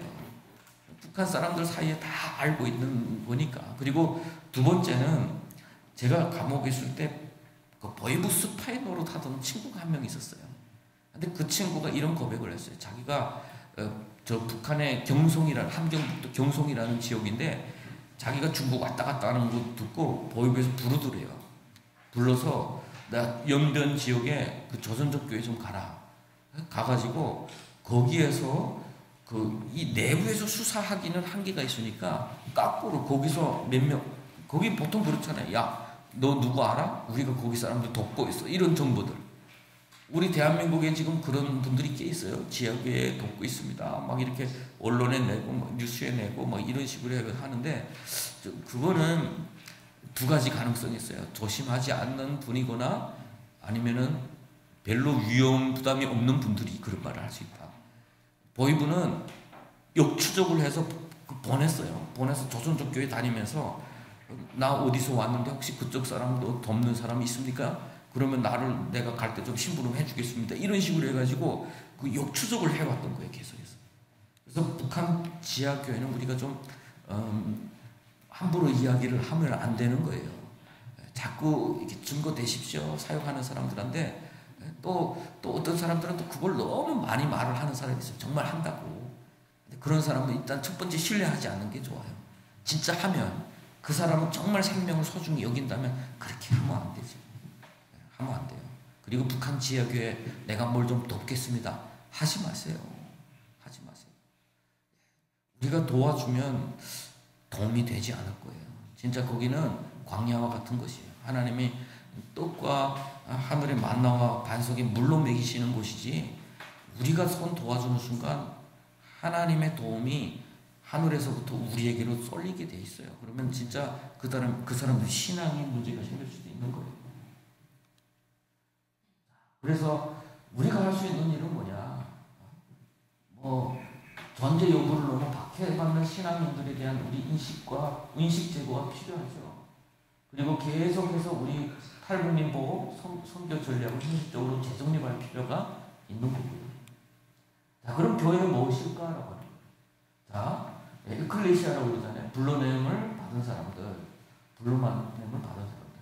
그래서 초대교회는 이런 여러 가지 형태로 교회가 존재했어요. 그래서 저는 어떤 사람들이 그래요. 교회란 건 뭐냐? 그들이 고백하는 신학에 문제가 있지 않을까?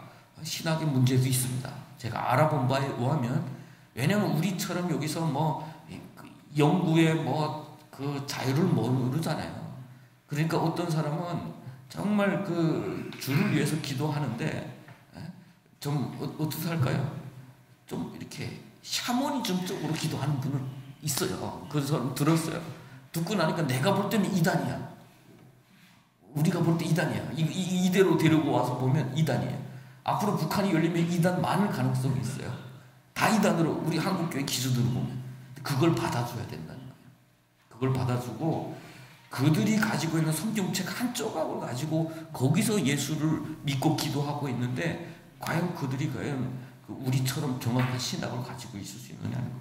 그렇다고 해서 저들은 아니다, 다른 교회다라고 생각한다면, 이단이다 한다면 그건 우리가 하나님을 너무 하나님의 사역을 너무 가로막는 것일 수도 있다.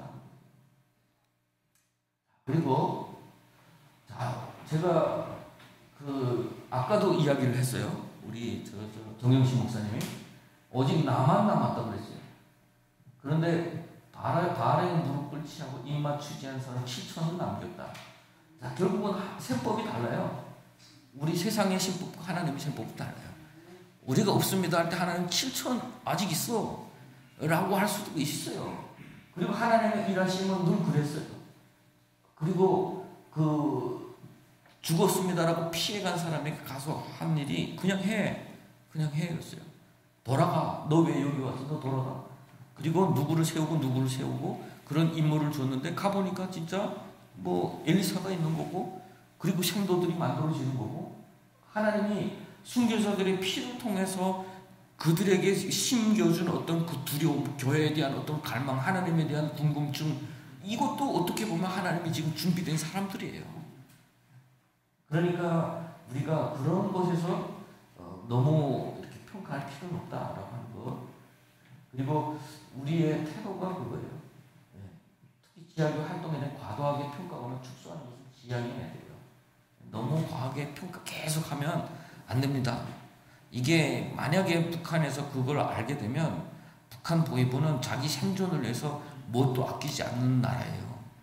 어느 정도냐면요, 북한 사람들이 그렇게 굶어 죽을 때요, 북한 보위부는 그 달러를 가지고 군관 출신들이거나 자기 체제에 위협이 되는 사람, 탈북하는 사람들 있죠.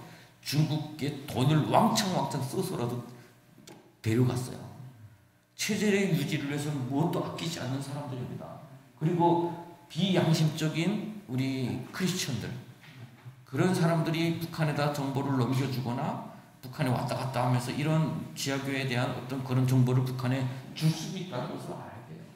그러니까 그것을 너무 과하게, 그리고 또 너무 없다 이렇게 할 필요도 없다는 거예요. 지하교회, 우리가 원하는 지하교회 모습이 아니라 생존 방식, 신앙을 존중해야 된다. 그리고 우리 기준에서 그들의 모임 평가하면 안 돼요. 그들의 교제 방식을 존중해 줘야 돼요.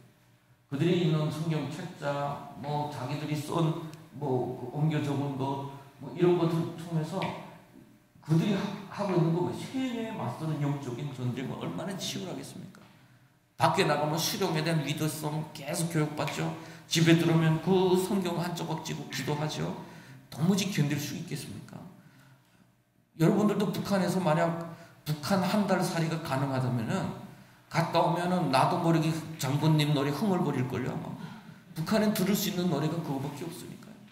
그런 가운데서 내가 주님을 찾으려면 얼마나 힘들겠어요.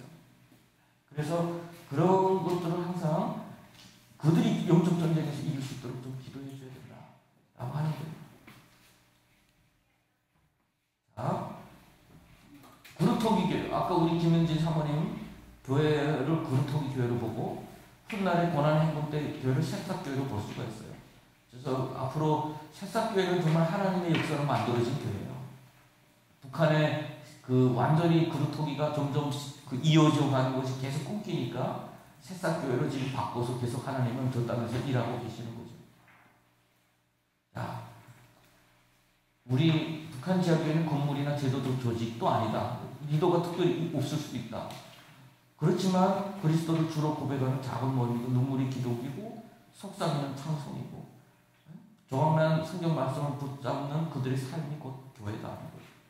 순교자의 피가 흘러내린 그 땅에 오늘도 복음은 끊어지지 않고 주님의 오심을 기다리며 살아가는 지하 성도님들을 통해서 북한의 하나님의 나라는 계속 확장되고 있다 라고 하는 거 기억하시고 앞으로 계속 기도해 주셨으면 좋겠습니다. 제가 그 재미난 이야기 하나로 마칠 텐데, 제가 아는 친구가 그래요. 자기가 중국에서 훈련 받고 가가지고 집에 딱 들어갔는데 자기 누나 집 가는데 누나 집이 우상이 된 거예요. 그래서 왜 그러냐 했더니 저 돼지 한 마리를, 북한은 돼지가 투자예요. 가져다가 새끼 때 가져다가 키우면 80kg 키우면 옥수수 80kg입니다. 그러니까 이거 잘 키워야 돼요. 잘 키워서 해야 되는데 병든 거예요. 투자 잘못된 거죠. 우리 주식 지금 꼬라박고 있는 거예요. 그러니까 이 친구가 다 나가라. 집은 다 이렇게 돼지를 다 우마에서 키웁니다. 밖에 키우면 도둑질하니까. 그러니까 다 나가라고 해놓고 자기가 돼지 모래다 넣고 기도했대요.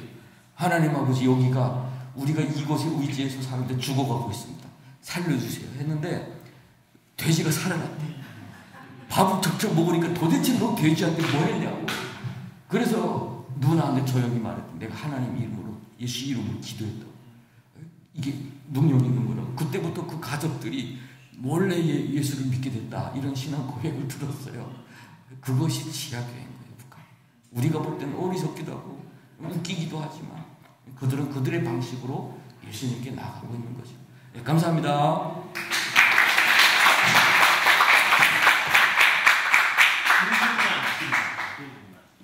오래할 수가 없으니까. 예, 회장님. 처음 말씀하실 때 예. 타가소에서 자라는 아이들을 말씀했는데요. 어떤 사람은 타가소에서 자라지 않는 부모 밑에 있다는 그런 말씀도 하고요.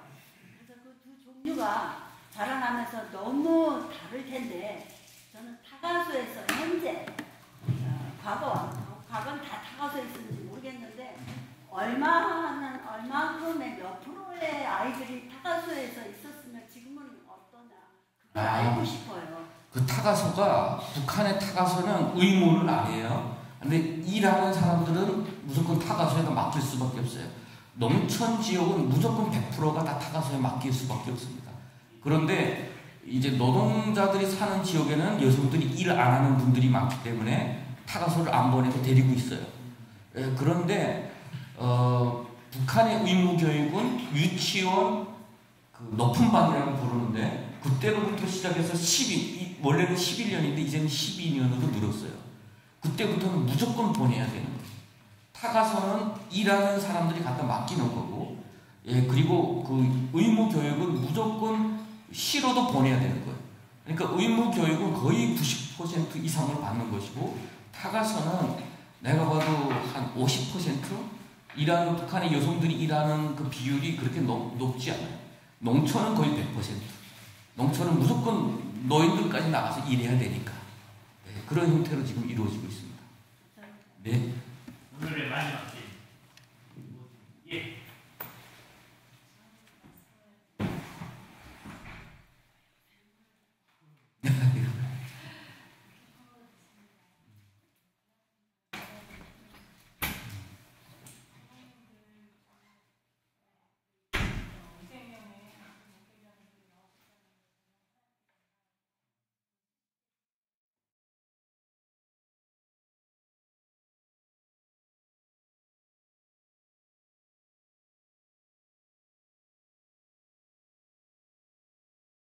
네네. 복음화율은 하나원 나올 때와 하나원 밖에서의 복음화율이 좀 달라요. 하나원 나올 때는 거의 60% 이상이 교회입니다. 그러니까 보통 다 교회가 데리고 오기 때문에 그래요. 교회가 데리고 오기 때문에, 그리고 또 하나원에서 교회가 제일 커요. 공간도 그렇고. 그리고 불교하고 그리고 그 천주교가 종교 편향이라고 자꾸 뭐 이렇게 정부에다 말해가지고 국정원부터 자기네 이렇게 사무실 같은 걸 이렇게 맡았어요. 그리고 오징어, 교회에서 안 주는 오징어를 갖다 준다고 하더라고요. 그러면 또 거기 썰린대요, 오징어. 그렇게 하는 식으로 하는데, 교회가 제일 많다 보니까 60% 이상이 다 신앙을 가지고 하나님에 대한 어떤 그 궁금증을 가지고 나오는데, 한국 사회는 우상이 너무 많잖아요.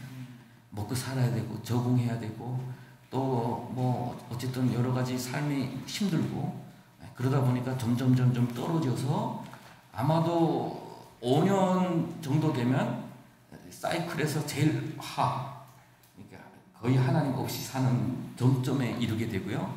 이제는 정착이 되면서 점차 안정감을 찾음과 동시에 갈급함이 챙겨야 돼요. 이게 세상에 줄 수 없는 게 있구나 하는 걸 깨닫고 나서 이제 다시 교회에 나오는 사람들이 있는데, 이 초기에 나오는 사람들은 교회가 손이 많이 가는 사람, 도움이 많이 줘야 되는 사람이고, 후기에 나오는 사람들은 교회에 도움이 되는 사람들, 그렇게 성장한 사람들이 많이 오는 거예요. 그런데 퍼센트는 그렇게 높지는 않습니다. 마지막 질문. 네. 더 하시고.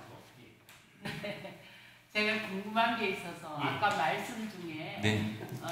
이단을 접하더라도 하나님을 아는 것에 대해서 이렇게 너무 질타하지 말고 거기서 시작하면 된다. 잠깐 그 말씀을 하신 것 같은데. 맞아요. 그러면 이단이라도 탈북자들을 돕거나 이런 것에 대해서 우리 목사님께서는 그것을 인정을 해주고 또 그들의 손을 빌어서 구하고 이렇게 하시죠. 아니. 그건 아니고, 북한 현지에 있는 사람들이 그들이 가지고 있는 신앙 고백이 거의 이단적이라 할지라도 우리는 그들을 받아주라 그런 뜻이에요. 그리고 제가 알기로 이단이 구출 활동하지는 않습니다. 이단이 추구하는 바는 이곳에 온 사람들의 영혼을 뺏는 거지 죽을지 살지 모르는 사람들에게 수천만 원의 돈을 투자해서 구출하는 것은 이단이 하는 일이 아니에요. 그러니까 이단이 정말 어떻게 보면 이단이 가서 사람 구출해 온다면 그래 하십시오 하겠지만 뭐 하지 못하게 할 수는 없어요. 그렇지만 동력을 할 일은 없겠죠. 근데 제가 알기로는 저번 주에 제가 그쪽 어떤 한 단체를 말씀을 전가하러 갔었는데 네네. 거기에서 그런 말씀을 하시더라고요. 음. 뭐 어쨌든 나라에서 도와주지 않으니까 맞아요. 예, 그 뭐 박옥수 돈이라도 네. 예, 주면은 우리는 구출할 수밖에 없다. 아. 이런 말씀을 하셔서 지극히 위험한 말씀을 하셔서 아. 지금 북한 그 교회들이 그런 쪽으로 신경을 어느 만큼 쓰고 계시는지. 우리는 저는 소속이 대한예수교 합동교단입니다. 우리가 만약 그렇게 됐다면 교단에서 출교당하겠죠. 그리고 저는 확신하는 게 있어요. 이단이 영혼을 사랑하지 않는데 생명을 사랑하지는 않는다. 그런데 그 사람들은 무슨 돈을 주겠습니까? 그런데 어떤 사람이 그런 고백을 했는지 모르겠는데 그거는 조금 이게 잘못된 고백인 것 같아요. 그리고 지금까지 우리가 하나님이 허락지 않으시면 안 하는 게 우리 일이에요. 근데 그걸 또 뭐 나쁜 방식을 데려다가 그 사람들이 돈을 가져다가 살리는 것이 맞습니다. 이렇게 할 근거는 없는 것 같습니다.